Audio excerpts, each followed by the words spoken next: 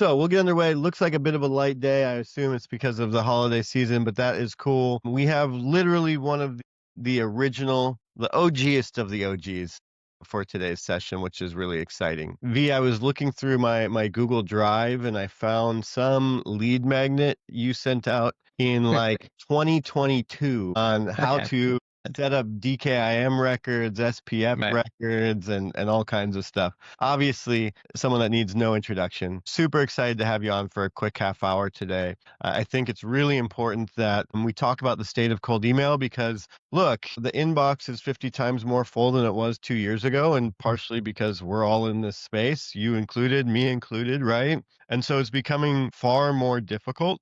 I always compare it and liken it to the idea of, do you remember, I think V, you're probably old enough to remember this, but like the DVD logo bouncing around the screen, that was like the moving target in 2022. And now the moving target is like, like this. And it's becoming incredibly difficult. So obviously you're at the very forefront of this space. You are the person picking up on these changes. And so I want to talk about it from that angle today. We've got a lot of people on the call that are very experienced people that run their own agencies. Also have people on the call that are individual operators and individuals that are just trying to master this space for themselves. So from that perspective, thank you, my friend, for coming on. I would love for you to get any introduction that you'd like to give. And then let's jump into talking about, the face of cold email and what we see happening in the coming year. Cool? Let's go for it. I guess Sweet. you can come. My name's Vaibhav. Usually go with V just because it's easier. Out of the 7 letters, we go with 6 going away. Makes life a lot faster and fun. I run a platform called Smart Lead. It's basically a lead generation tool. A bunch of people use it. I come from a techie background, still code every other day whenever I get the chance. Ran agencies before this, ran a bunch of startups before this. None in. It was great seeing you at Sculpt, and Yes, it sir. was like literally 2 seconds of downtime, and you had your second monitor flipped open, and you were running through lines of code. So consummately involved in it. So let's chat about today. What's going on, and let's start off with like, what do you see as the big changes coming in 2026 in cold email? I think you answered at the very beginning. It's just going to be more crowded. I don't want to act and say that I know everything and everything. We do office hours every week, and the amount of contradictions we give in each office hours itself is probably indicative of the fact that no one knows, and we can only just make best guesses. Someone's going to come and ask us, hey, which vendor or which reseller is the best in the market, only to realize that each of them are trying to send the same thing, but they actually all buy mailboxes from the same source. So it's just packaged in the same way. Because, for example, if anyone buys Google mailboxes, majority market actually buys from one single person. It just massaged and packed in a different way altogether, but just FYI on that part, right?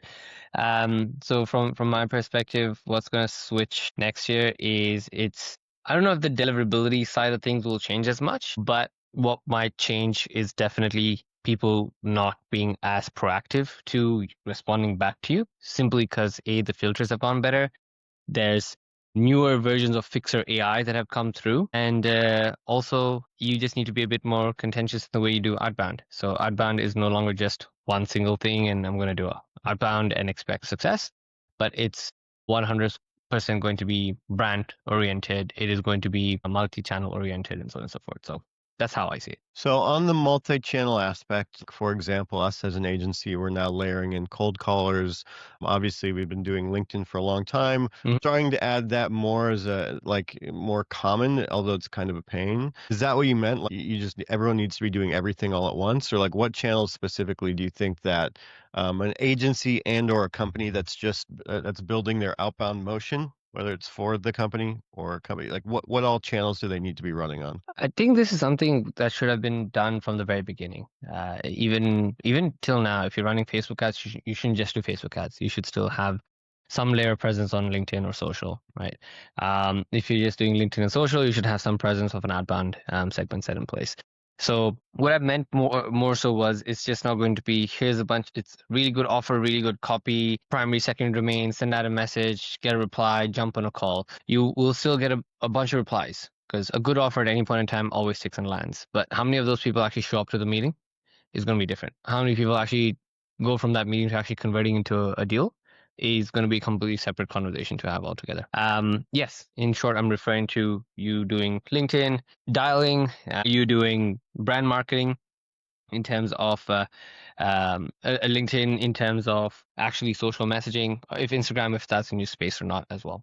And if you're an agency, you definitely want to be posting more case studies. You want to have your clients in conversations with be part of communities as well. Outbound alone is not going to be the only mechanism. It will always work. Outbound alone will always work, but there's more people doing 2 or 3 touch points through different vectors, and they clearly see significantly better results. I mean, for us, obviously we've seen significant decline in the last, not significant, but we've seen decline. I think we've all seen the volume shoot up. Yep. I mean, we all remember the days when you could get 20 mailboxes, 10 domains, 30 mailboxes, 50 emails a piece, and you were fine. Yeah. And that just doesn't simply work anymore. Yeah. And so we've had to layer in cold calling and warm calling to, again, like just get more people to actually show up to the meetings even. So Yep. like sometimes we have to, for some of our clients that have a bad show rate, we got to pick up the phone in the mornings and Yep. call them and reconfirm the meetings. You have to have your clients dial in their Calendly or their Yep. cal.com. So sending enough notifications, like it's going to be significantly harder in the coming months. So I think that that's something to keep in mind is you just have to be doing everything. Now, we've got some comments coming in on the right-hand side. I used to send 2K a day and get results in 2018. That would be the dream. And so if anyone has any questions for V, this is the time to be able to drop them in and get them straight from the source. V is still incredibly active. I mean, even in the communities and the channels. If you've got any questions about what's to come, this is the place to drop them, right? That being said, what do you think about, like, for example, LinkedIn? It's becoming like 10x more crowded, in my opinion, right? Like now everyone's posting content all day, every day. The feed is a mess. I mean, I'm again part of that problem, but like, what do you see as some of the big changes for people who have a LinkedIn strategy paired with their cold email strategy in the coming year? Oh man, that's a fun one. So we're integrating with LinkedIn in a couple, so we'll be having that through. Obviously not directly, because for anyone who's been with us for a while, we tried that 3 years ago. We got sued, so we can't do a native integration. But we're obviously going to be working with companies who've got the integration in place. Even with LinkedIn, there's so many restrictions. We can't do the number of reaches or warm ups anymore. It's like literally 15 connections a day, and then you end up, gated. A whole bunch of drama that happens on your LinkedIn account.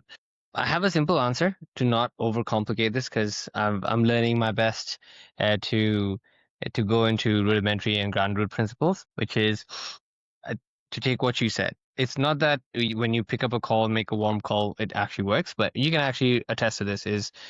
It's orders of magnitude more responsive when there's a multi-channel cycles. If you just dialed on a call, you will not get as much of a response rate. If you just sent a mail, you won't get a response rate. But we know agencies and end users who have done both just triple or quintuple shoots up, right? So with LinkedIn as well, it will 100% be, it is still more crowded, but nothing like a very classy send 2 emails, wait for 2 days, no response, send a LinkedIn connection request, follow up with them and engage with them on LinkedIn, and then pop back on an email. I think a lot of people just talk about it and try it once or twice and it doesn't work. But from whatever we've seen that people have done, whether it's a blend with Smartlead and HeyReach or Smartlead and expand your inbox, it actually just really works. It just takes a few cycles, but it really works. Yeah, yeah. It definitely, you have to kind of dial it in yourself and you have to play around and Yes. experiment because Yeah. there's no framework like there was for cold email, which again, that was developed over 2 years of like, this is what your Correct. warm-up settings need to be. This is what this. We've all played around with all of these things. And so that multi-channel threading, you kind of got to figure it out for yourself. Speaking of which, I asked a really thoughtful question, very poorly worded. When add cold call feature in Smart Lead? 21st of December, it should be live. Oh, what? It's like coming up soon. Yeah, I mean, it'll be in testing by the 14th. It's just we'll slow release it by the 21st. So the goal is basically by the new year, it's a fully fledged end to end. It's not just a dialer. You'll get like a coaching product as well, which is real time type experience where you have your persona of your customer and you've got your sales scripts uploaded so you can help your CAM team members and CSM team members answer and get questions as they want. And that's going to then correlate the meeting notes into action points through smart agents, populate into the CRM, all that jazz will be done for you. Cohesiveness is what we're trying to push towards. That's amazing. I know you vehemently don't like talking about Smart Lead on Smart Lead, but like I think that people really do want to know if you're willing to chat Yeah, about it. Like what are yeah, the yeah, of course. what do you have coming up that you're like really excited about that you think kind of will what are you excited about that's coming up with Yeah, for sure. I do love talking about it. It's just that I know sometimes I can get too obsessively salesy, and then that just would turn me off as well. So what's exciting me in general is just cohesiveness. I think that's a great principle that I've sort of been chasing. Is it's not just about, okay, hey everyone, this person comes and says I want private infrastructure, cool, we built it for you. Someone says they want private client ID secrets, all right, you have access to that. Someone wants warm-ups for servers, someone wants warm-ups for mailboxes, cool, you've got that. So technologically, if I may speak with respect to everyone in the space, they're all the same. I at least believe so. And I've seen the numbers and I've spoken to enough vendors, customers to know they're all the same. Everyone sells a different marketing story, like including we do as well, but they're all the same. If not now, they even themselves out. So what I'm really excited about is just how things work together. The whole world's moving to this prompt-based mechanism. And I'm not trying to sugar syntax or sugarcoat it. It's more so a world where you come in and you simply ask, all right, what campaigns are doing good? Why? What campaigns are doing bad? Why? What can I borrow from the good campaigns, push them to the bad campaigns, make it happen for me? And that's about it, right? You really should not be worried about your DKIM DMARC SPF. You really should not be worried about if you have sender bounces or you've got Barracuda up your ass, you've got Proofpoint chasing you. You really should not worry about replacing mailboxes. It just should not be stuff you should care for. Like your goal as a salesperson or a person enabling sales is to make sure you have the best proposition to your customer, get them to jump on the call, tell them what you have to sell, see if there's a value exchange, and get them to buy if the value exchange makes sense. That's it. So our goal is to make that happen. The derivative of that would be, yes, the best deliverability we can give them, the best automations we can give them. So as part of that journey for us, we've got Smart Prospects, which is effectively our data product, free for the most part. It's a $15 upkeep fee, but you don't pay for data on credits anymore.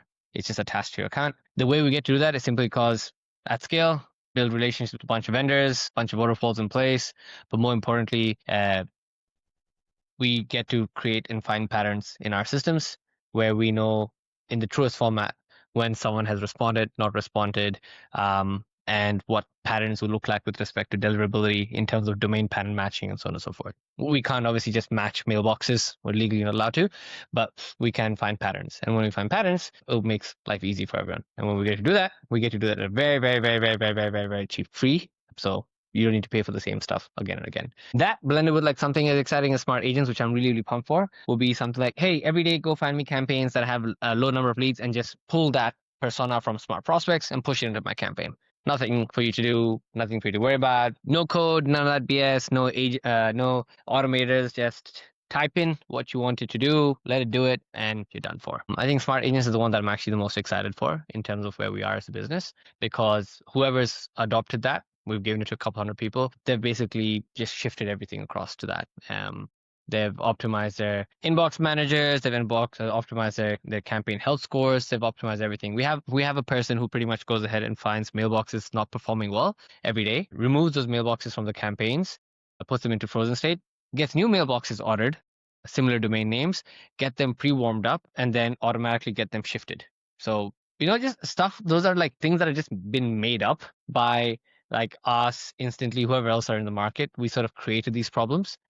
They shouldn't exist. So getting rid of those is actually going to be pretty fun. So do you see that, like, you're kind of democratizing data in the way that maybe Apollo did back in the day, like, 7 years ago? You think in the coming year, this database will only get better constantly, right? It's like a Yeah, absolutely. But it's not going to get better with respect to insights and signals and so on and so forth. But the principles of signals will change, in my purview. It will not just be job change or event change or etc. But it's kind of like when you've got the centralized block list. If someone else had a bounce, why should you have to suffer? You can get the bounce from here. So something that'll be coming out from our product would be, we're starting to categorize all campaigns in 5 vectors: intent of campaign, type of lead list you're reaching out to, campaign quality score, copy quality score, a few other pieces, right? So when you now create a new campaign, what we'll be doing is effectively benchmarking your campaign against other campaigns that have similar personas. All of that is done simply because we get to use a whole bunch of LLMs that some we pay for, some we get for free because of Llama, and categorize that for you. So then we can tell you, hey, other people reaching out to similar people with a similar intent get like a 2% reply rate. You're sitting at 0.2% reply rate. So something's wrong in what you're doing. You need to go fix that. So similar to that, democratizing data is effectively making stuff free. And I say making stuff free is stuff that should not need to be charged for free. These other things are where you can make money off or charge value for. But similar to when we had unlimited mailboxes, whether it was Instantly, whoever else had unlimited mailboxes, it just simply because it didn't cost money to have mailboxes. It was just a made up cost. So from our purview, that would be the same thing as well. PS as well, we are moving away from an active inactive lead model too. So we do have unlimited leads and unlimited storage available as a product in the coming few weeks. So that also changes. So the value chain goes a bit deeper. I've been testing that one forthrightly, which was one of the things That's that right. I'm like most excited about. Obviously, as an agency, we go through millions of leads a month at this point. And so far that's been an amazing swap, just FYI. And I think that that is going to bring, in my opinion, more users onto the platform, Yep. especially some of us bigger agency owners. I'm going to be leaning far more into Smart Lead, and it's super exciting. So anything like what's like maybe a low key, like any secret insight in the coming year, anything that you think that people are not like putting enough time or effort into that like, is a little sleeper on a hack on how to get better performance or better responses or anything else? So I have the privilege and the gratitude of a lot of fun agencies and businesses to speak to in terms of what they do and how they do and how they extract performance.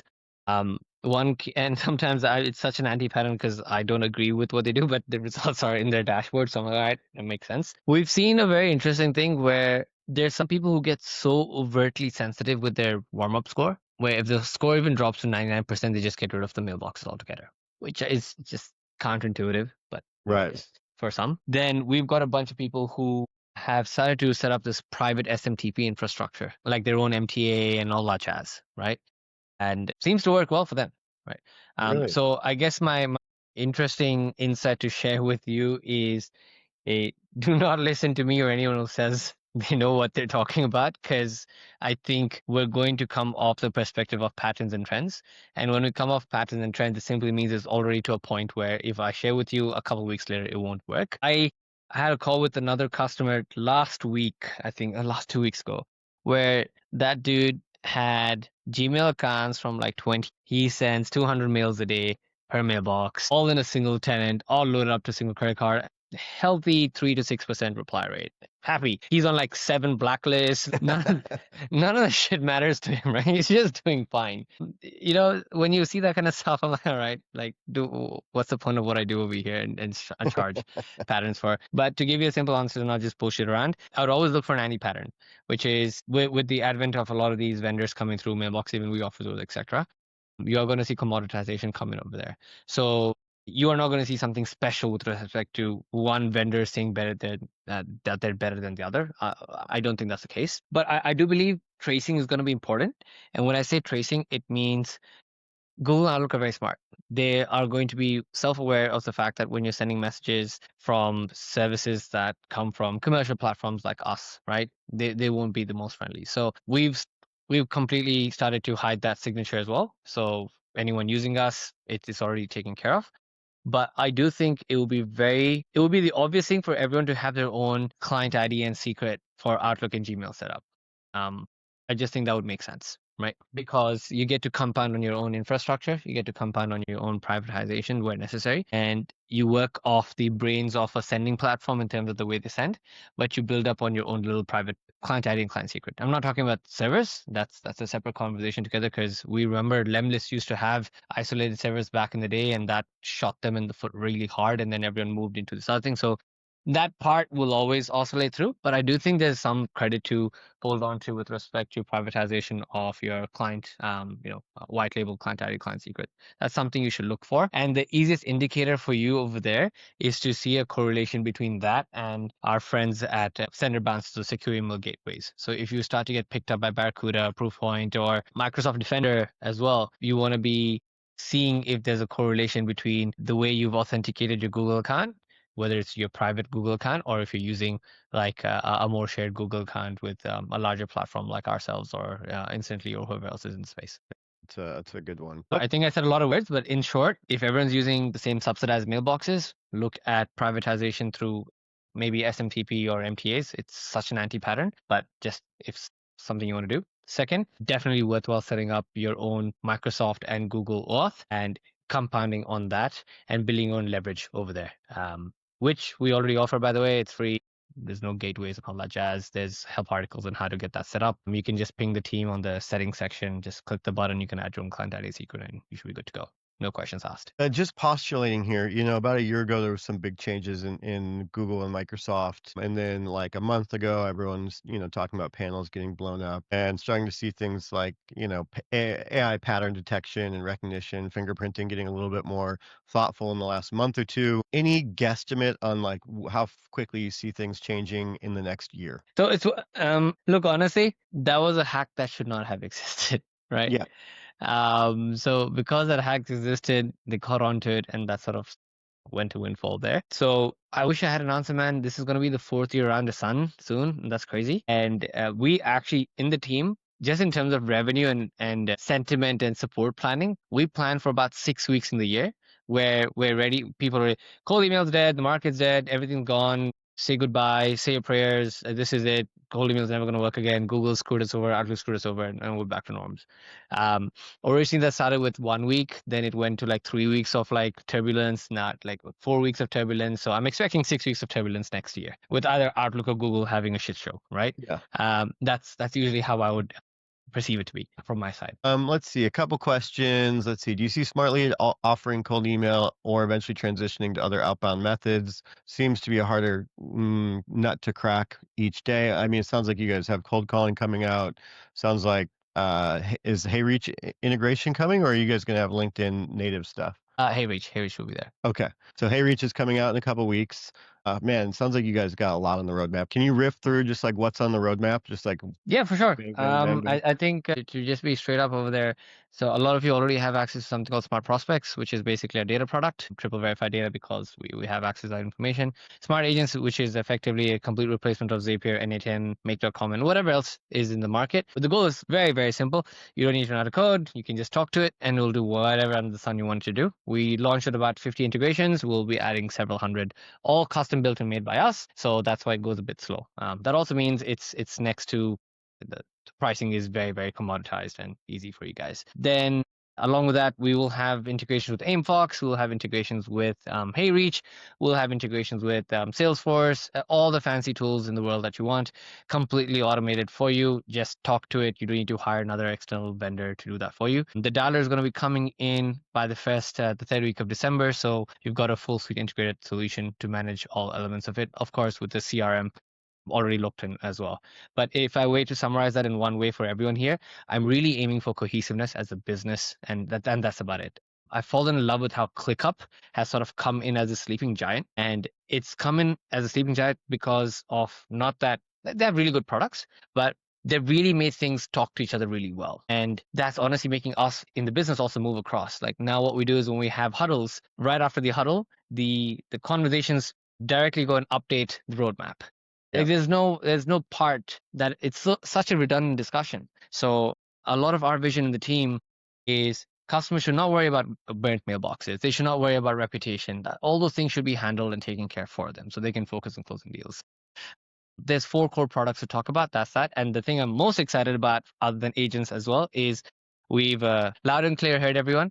The complete user experience revamp is happening, and hopefully that should be out before Christmas. So you'll see a full rebuild of the campaign experience. Everything that would be like 7 clicks would now be 1 click. All that will be taken care of for you guys. So should be fully handled there. Amazing, dude. We're pretty much at time. If anyone has any last questions, feel free to drop them in the chat. But realistically, there's no better founder in the space that's more involved, that's more active, that gives more of a shit than Vaibhav. So I think everyone, as like you being the first person that kind of pioneered this multi-domain, multi-inbox space and built something that we could all use, I think really at the forefront of it. Yeah, man, we just all appreciate you, brother. Yeah, thanks, man. Sorry, Ajay's here. Ajay's my hero. So Nice. What's up, dude? All right. Thanks, y'all. I think we are very good. Have a wonderful day and go get after it. Thank you so much. Thank you all for everything that you do and all your support. Appreciate it. See you on the floor. Cheers all. Bye. Good, y'all.